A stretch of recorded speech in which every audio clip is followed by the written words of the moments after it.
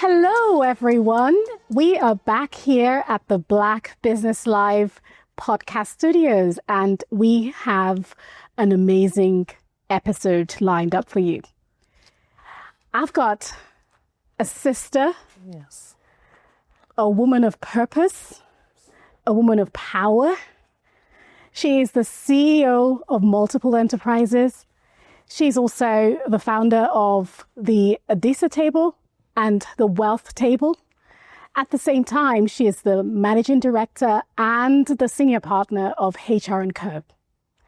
And beyond that, she's also the president of Belva Enterprises. You can see she's got a coat of many colors. Mm-hmm. And we're so excited today because we're going to be having a heart-to-heart with Miss Ticki Favaroth. Thank you.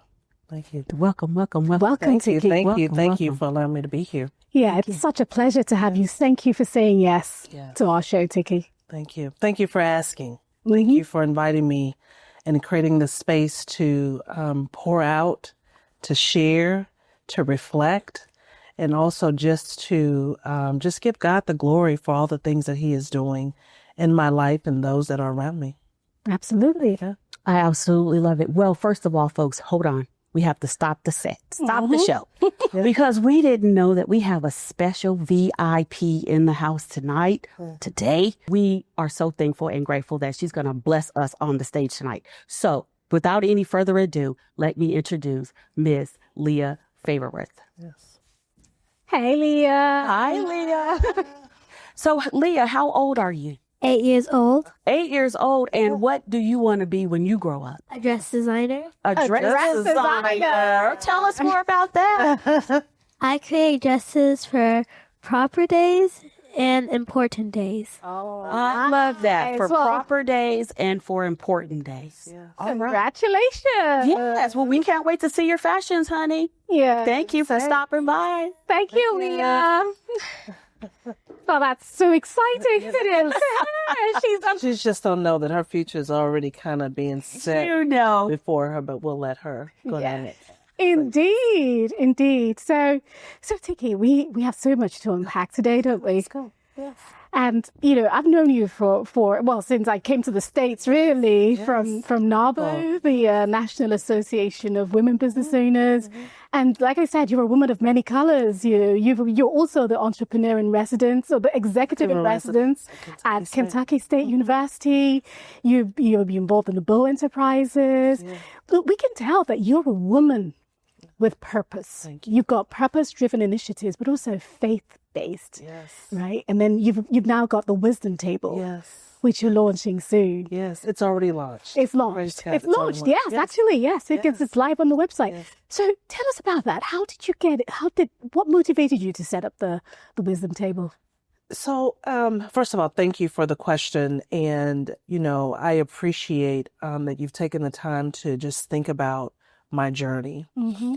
And one of the things that, like you, maybe about 3 years ago, I had an opportunity to sit down with the Father, and we sat down and was able to, I call it track and trace in my prayer group, kind of track and trace where He's blessing you.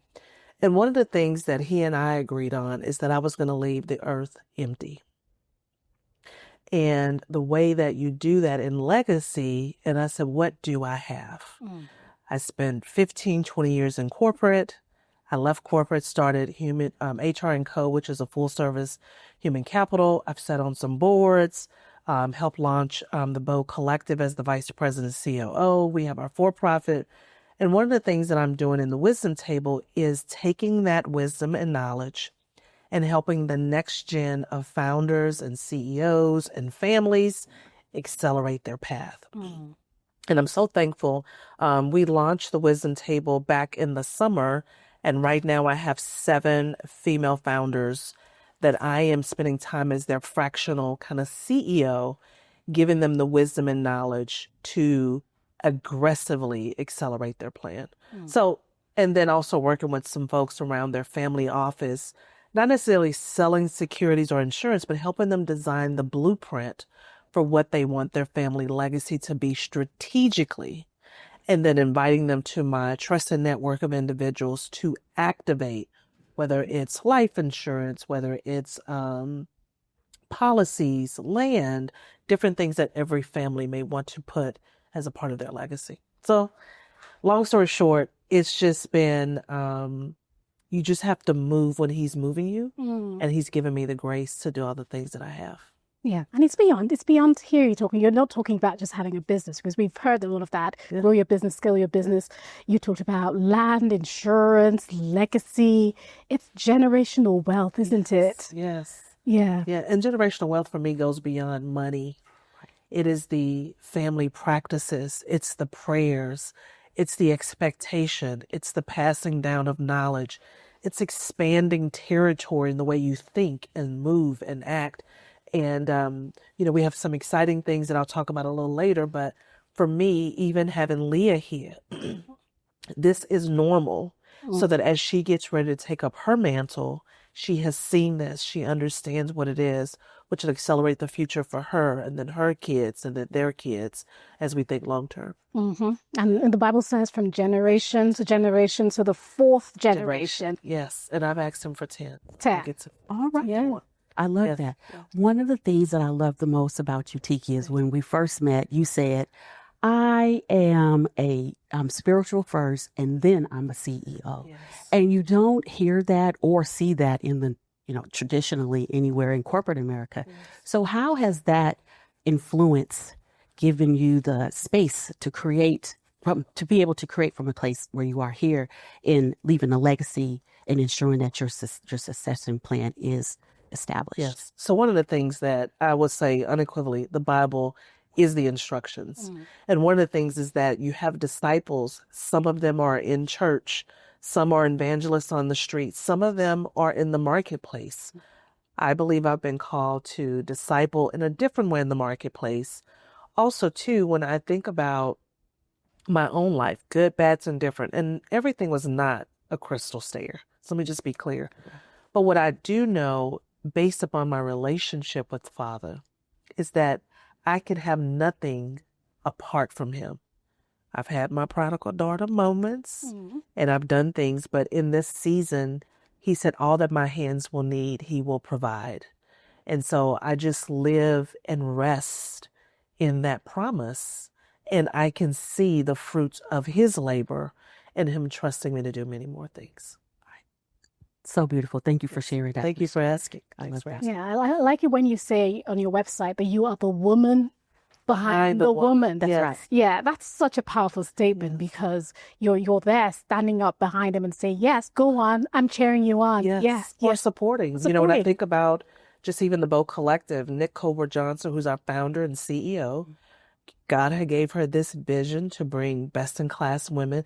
And get it, there's a lot of organization. There's the ABCs of organizations.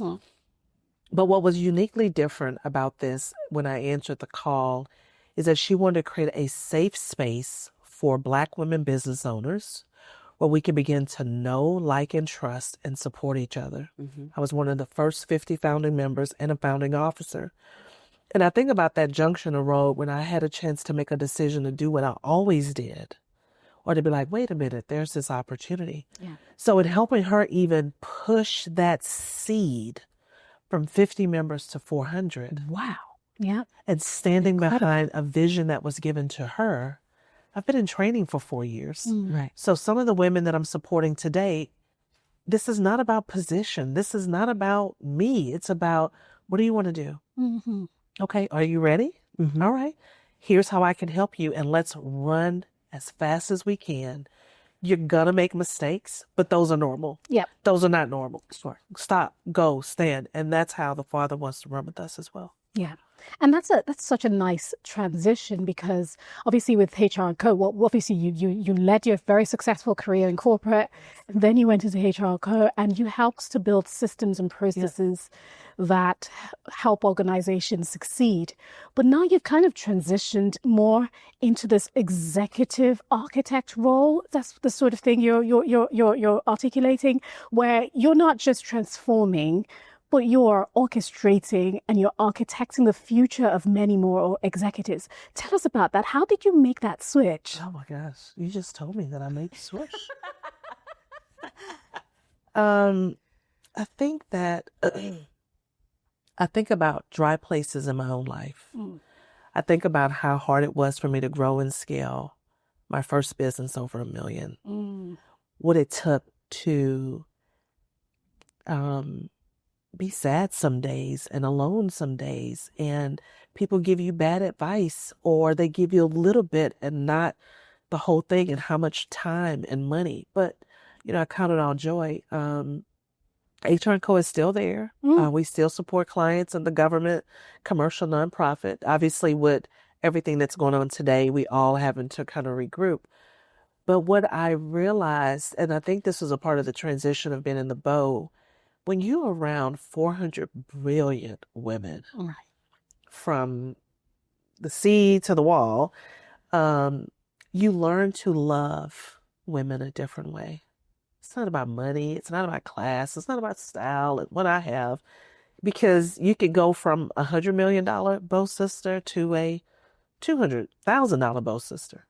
But it's about this heart posture of, sis, what do you need? Love that. My son just graduated. I'm going through a divorce. I just lost a parent. An employee just passed away. And those are the things that they don't tell you how to navigate and how to be there. And I've had sisters fly in just for the day and says, I just want to sit and talk. Here's where I'm at. What do you think? And I'm like, let's just talk. And so I do believe I'll still be a practitioner. I'm actually working on some new technology, but I think I find joy in listening and says, you can have this and I want to help you. And I think I, borrowed a part of not necessarily the heart, but the umption to do it from the work that I've done in the Bow. Yeah. What I absolutely love about the Bow so much, as you have shared, is it sounds more like a sisterhood. It sounds like a place where all of the women are likely on one accord with the same vision and purpose to move forward. So as the collective, what types of movements are you all maybe involved in that you can share with our the philosophy is very simple. Capital, contracts, community, champion our causes, and then just making sure that we have the right kind of communications. In our founder and CEO, we've put together a strategy helping women business and their health and grow. And it changes. Some seasons you're up, some seasons you're down, some seasons you're present, some you're not. And so we're actually going through a major transition as we pivot for the next season of what the organization will look like. And so I'm super excited about that. I love to hear more. Thank you for sharing. Yeah, absolutely. No, I've followed the Bow Collective since the onset, really. And I haven't joined yet, but it's something that I just haven't joined. But it's so important what you said, because now in this climate we've got all the government cuts happening. Yes. There's all the Made in America stuff, and everyone's thinking, okay, what does that really mean? So the Made in America, people are looking at insourcing rather than outsourcing. Yeah. So tell us a little bit more about how the Bow Collective is helping women to rethink these strategies. Well, I think it's different. So I'm gonna take a step back from the Bow, and let's just talk about the general conversation that's happening. And this is all businesses, whether you're in the Bow or not. So I think number one, we are all getting up to speed with change. What has changed? What is changing? And then where are you in that change? Having a human resources consulting business, obviously I was impacted by contracts. And so it had made me sit down and think about my company, like, where are you? What got you here is not going to get there. And so I believe all businesses went into a season called pivoting. Looking at what you have, what can you do, and how do you move forward? Also, too, looking at your assets. In good seasons, did you store away? Do you have a lifestyle business, or do you have a company? And those are questions that, many business owners kind of ask. And then where are you now and what do you do? So even like with my business, we've done a lot of consulting. We've worked with global organizations, local, but now I've had to look at this thing around technology. I mean, AI and this and all of these things. And so my team has come up with something that we're working through, but I can't just rest on consulting anymore. Yeah. So I've had to pivot as well. And that's such an important thing, particularly for our community. Right. So I'm speaking out there to members of our community. Sometimes we all feel like, oh, the odds are against us as Black business owners. But what we're hearing now is that this is the opportunity to pivot, embrace technology and embrace a new way of doing things to help us to get to what the new normal is going to be. If you're not thinking about technology, if you're not looking at how to automate your business, if you're not looking at how to pull back out your strategic plan and rethink through start, stop, continue, if you're not thinking about a new forecast or growth model, you're already behind. Some companies are surviving and some companies have products or solutions. But for most organizations, even with the tariffs, or if you're doing technology or even in the retail industry, everyone has been impacted. And I just said it's a season to sit down, to go back to the Father and say, okay, what are we doing now? Get your new blueprint and kind of go from there. Absolutely. So Ticki, you have, you've mingled with the rich and famous, but to be more serious, you've worked with corporate leaders, executives, you've been on the leadership journey, you've seen a lot of things. How has that impacted you in your own personal leadership journey? Yes. Well, when I think about the totality of my career, I'm very grateful. And I'm writing this book and I talk about corporate being a she, that she and I had a relationship. I grew up in some of the best organizations, with the best leaders. I supported some of the best global CEOs that taught me about getting things done. And I can say, while I had a relationship with corporate, and there were some things about our relationship that I didn't like, and not getting promoted, the right salaries, and we know that. I traveled the world. I have people today that I still reach out to, CEOs that I can call. But what I learned was around incubating new ideas and executing. And I took that learning into my own business. As a matter of fact, my first client was the company that I left. And since that time, in consulting with companies, all kind, I've refined and harnessed what is it that a leader is really looking for. And they're looking for people that want to drive results. They want to deliver stakeholder value. They want to have employees that are highly engaged in doing the work. And there are many competing factors. We had COVID and we have, things happening to families, and people are leading organizations. And so how has it impacted me? It has made me very thankful. It has given me more grace to be a gracious leader and CEO and peer. And it is given me the insight that we are still human at the core. Because even being a CEO, people are like, you never, give any feelings. And it's like, well, in this case, it's not appropriate for me to do that. Now, when I get home, I might be like, I can't believe. But I have to show calmness, confidence, execution, and keep myself level-headed so that we accomplish the mission. So I think it's just been phenomenal. And there are a lot of CEOs, if you're out there, that I work with as a part of your team. I'm very grateful that not only did I have a seat at the table, there were a lot of tables I created in corporate America, which allowed me to do it externally. I love that so much. Yes. Thank you so much for sharing. Yeah. So because you share so much, you give. I don't know how you find all the time in the world to do all the things that you do, but we're so thankful and grateful for you. So how can we support you? What can our givers give? What can our viewers support you? Where can they sign up or learn more about your programs, projects? Yeah. Tell us more. We can't get enough of you, Miss Ticki. Yes. First of all, thank you for that. All right. How can you help me? Number one, believe. If you are in a dry season in your life and you feel like you are at rock's bottom, that is the best place to be, because there's no place but up. Number two, I'm going to give a couple of shout outs from the stage. I am supporting some amazing founders to take their hope and dream to accelerate them. And some of these are projects that I love. So number one, I have a founder that's coming up. She has an amazing therapy. We do get therapy. It's called Love and Therapy, and it's fun, and she's fun. And she's going to be launching her practice next month. If you're stressed, families, couples, your kids, this founder, she has found how to put the love back in our life. And oftentimes I find myself with her counseling me, and she's like, I can't be your therapist. And I'm like, I don't want you to be.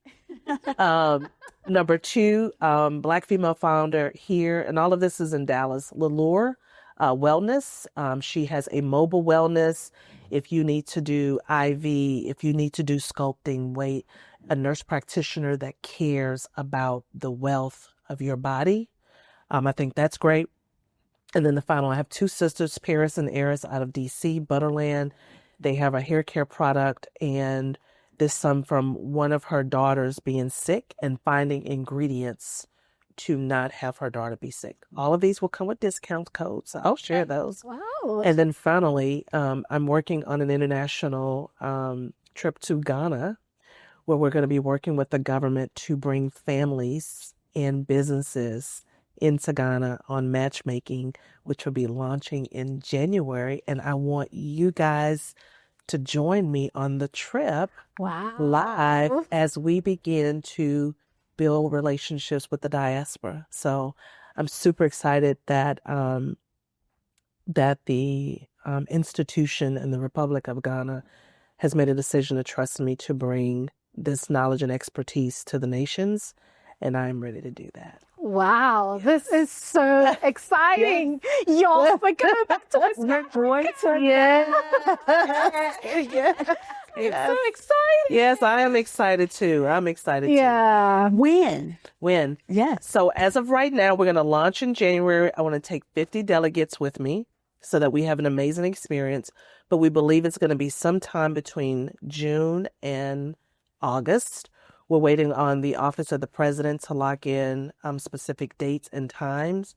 And then obviously all the logistics that go into that. But we were going to kick off our messaging in January. And hopefully you will be one of the 50 that will go with us to get citizenship, buy land, extend your company, coach another company, do art, go to the gate of no return. And experience what that is and engage with others around the world. So that is like my heart project right now. Oh, yeah. No, I'm so keen to that, honestly, because I'm Nigerian. So you talk about the gate of no return. Yes. You have one in Lagos. Yes. Yes, we do. And I've been to Ghana before when I was 7 years old. So I am so looking forward to going back and, just helping on this journey because, you're talking about global enterprise right there, isn't it? Yes, trust. And I will say, my dad is from Kenya. I've never been to Kenya. And it's going to give me a time to reconnect with my legacy and my family in the continent. So I'm excited about it. I am beyond excited. I don't have the words, the vocabulary. Yeah. If I could just burst into sparkles right now. There you go. Sparkles. That's exactly what. Confetti, that's what I am right now. Oh, yeah. Oh, my gosh. Yes. That's so amazing. amazing. Invitation is life-changing. Yes. We'll go over it, and we won't be the same when we come back. We'll not be the same, and I don't want to be the same. I don't want to be the same either. No. Oh, in perfect timing. Yeah. And also perfect timing because we will be filming this process as far as we can go, all the way to Ghana. And we'll be filming it here and along our journeys, right? And so we'll be recording this content as well, and we'll be sharing it with season 2. And you'll be recording live. We'll do a stage like this in Ghana. That's it. More fit. Can't wait. I'm just like, let's go. Yes. But I love it. One thing as we round up, because what you're talking about is generations and generations before us and generations to come. Yes. And so tell us, what legacy do you want to leave for that generation to come? What do you want to be remembered for? Ooh, that is a very good question. if I win, the Father calls me home, I want to be remembered as a woman, a faith-driven CEO that left her full legacy behind for her daughter and other daughters, both domestically and internationally, and that I sowed a seed that produced a harvest in someone's life. Amen. That's Amen. That is beautiful. That is beautiful. Thank you so much. We're honored that you're here and the CEO in charge of. Yes. So much. Yeah, thank you. Yes. Miss Leah, thank you. Thank you. And speaking of the continent, Yeah. motherland, we have a special gift for you today. So this brand is called Abella, Yeah. and it's the Yoruba word for candle. Okay. And she founded her business in 2016. So she's been going for almost 10 years now. Here in the States. She's in Nigeria. So we have you something from the motherland. Oh, how perfect. And Like this is like synergistic. synergistic. Exactly. Wow. And the fragrance in the products tell the story of the natural fragrances of Africa. So when we show you the gift, you'll see what we mean. Okay. One of them is a palm tree, and then one of them is the fragrance of the, they call it the cutting comb. They use it to line. It's a wooden comb they use to sort of line the hair for cornrows. Yeah. Somehow she managed to get that fragrance.